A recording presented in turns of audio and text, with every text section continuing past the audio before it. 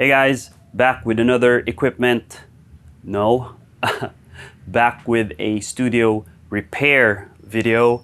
Today we are repairing the flooring of the studio. Unfortunately, after 6 years, the wooden flooring gave up on us. Many factors, probably humidity, we didn't treat it properly, and unfortunately, the floor gave up already, okay?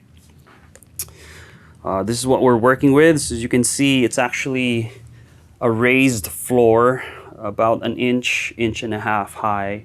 We've got wooden flooring. Basically, it's plywood, but then we covered it up with vinyl planking and vinyl flooring, right? If I can show you here, as you can see, it's starting to give way. There you go.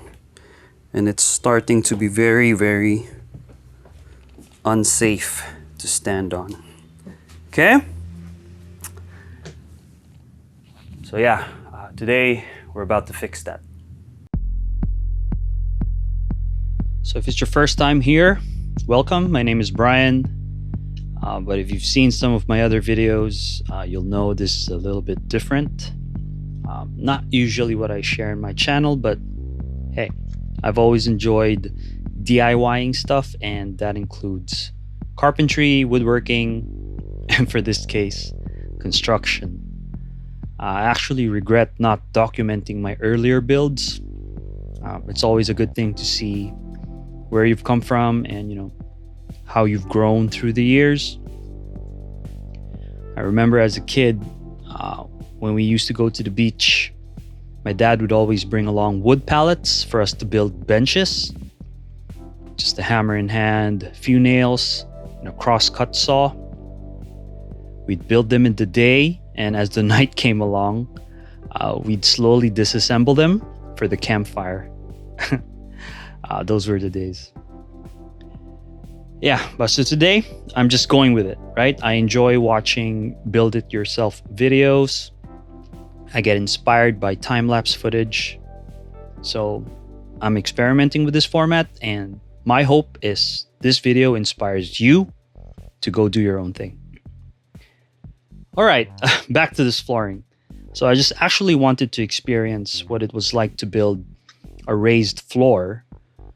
More importantly, I wanted to hear how it affected the acoustics of this room. And fortunately, most, if not all, the drummers that rehearse here like the acoustics of this studio. So I was too afraid to change the initial design, which is just your basic framing using 1 by 1.5 inch lumber, ordinary plywood, 3/4 inch thick. So we simply repaired, replaced, and reinforced anything that's broken, right? So you saw earlier, I prepped the plywood. Just used quick dry enamel paint from a previous project, just flat black or glossy black. Just a little bit of protection from humidity and water damage, because that's something we didn't do in the first time we set up this raised floor 6 years ago. And unfortunately, it was confirmed while we were demolishing the floor, it was due to water damage. So we had a leak at the roof. I was seeping through the cement wall, and the sides of the plywood was absorbing the water from the wall. So in time, it eventually softened up and broke down. So yeah, we decided to paint the flooring this time around. I should have treated it with anti-termite treatment beforehand. It slipped my mind, so you'll definitely see here in a while I'll be brushing anti-termite solution over the painted plywood, and hopefully that turns out fine. I know you should be applying your anti-termite treatment on bare wood before doing any paint job, but hey, I guess it's better late than nothing. And then yeah, we basically cut the 4 sheets of plywood to size in order to match the floor and make the proper measurements and mark where the frame is so that we can fix them with deck screws onto the framing on the floor. After that, of course, we wait for the anti-termite treatment to cure, and then once that has cured, we were back at it. I was being extra cautious now because of the water damage that we experienced. I decided to add wall putty or wood filler onto the edges of the plywood just to give it extra protection from any type of water damage. I was trying to seal it. Granted, liquids and fluids are not allowed in the studio, but you never know.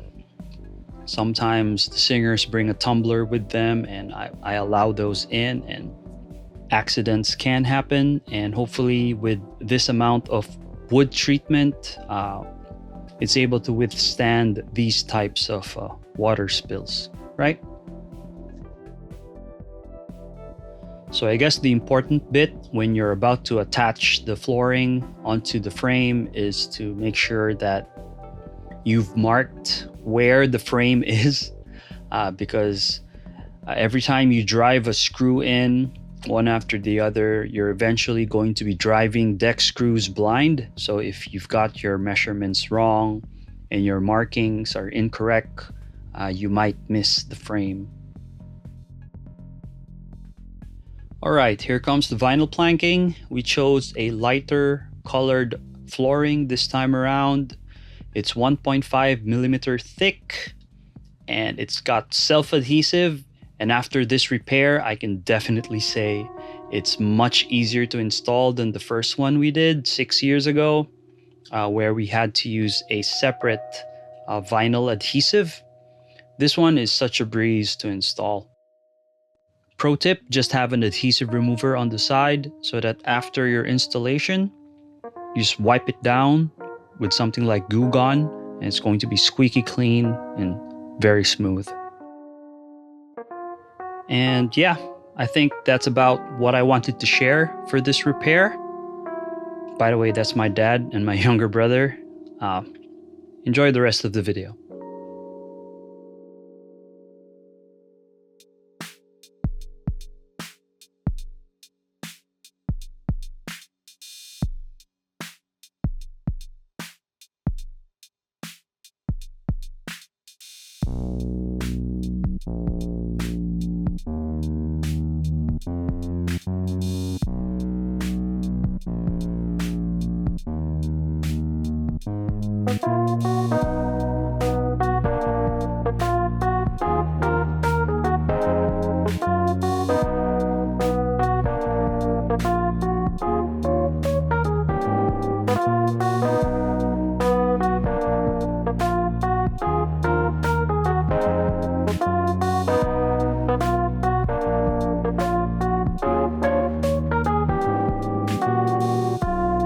All right, towards the end here, we're just gonna give it a final polish. Got before and after photos for you.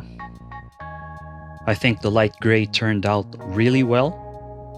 Really, if it wasn't for the water damage and the broken flooring, that previous 2mm PVC vinyl flooring would still serve us for a long time. But unfortunately, it looks weird if we kept one half of the studio brighter than the other half, so we chose to just replace the entire flooring. But we'll see how this 1.5mm thick version pans out. 2mm really was quite wear resistant from my experience. But yeah, we'll see.